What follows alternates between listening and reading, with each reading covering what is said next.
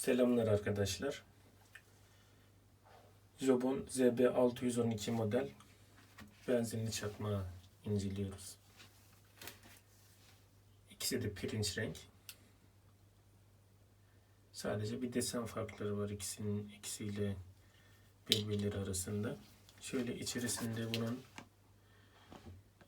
çakmak taşları geliyor yanında. Şu şekilde bir kutuda. Bunun altında yine yedek bir çakmak taşı bulunuyor.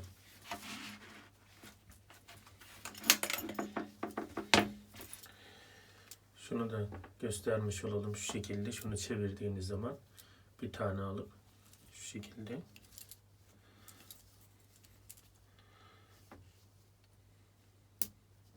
taşı alıyorsunuz. Geri şu şekilde çevirdiğinizde taş geliyor. Şöyle.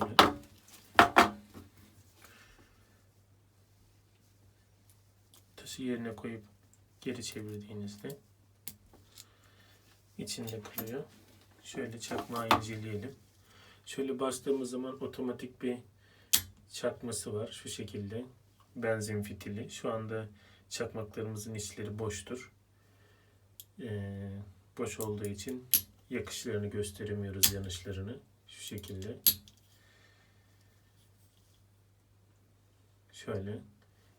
Burada iki tane vida var. Bu kolayca açılabilir. Hatta tırnakla bile biraz zorlarsanız açılabilir ama şöyle ufak bir tornavidayla açabilirsiniz. Şurayı açtığımızda burada benzin doldurma kısmı burası. Şu kapak contalı bir kapaktır. Yani dışarıya doldurduğunuz benzini kesinlikle dışarıya taşırmaz.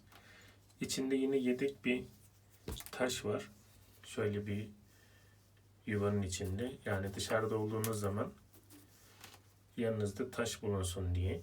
Şu şekilde şurası da benzin doldurma deposu. Şöyle. Şurası da taş değiştirme yeri. Şöyle uzunca bir yay var. Bastırıyor bunu buraya.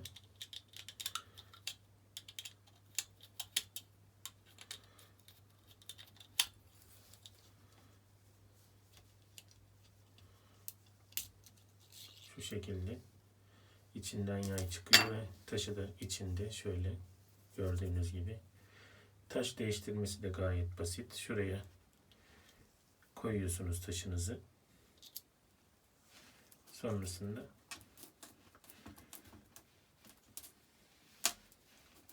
yaylı vidasını arkasından ilerletip şöyle bastırarak bir tur çevirdiğinizde diş tutuyor. Sonra vidalıyorsunuz.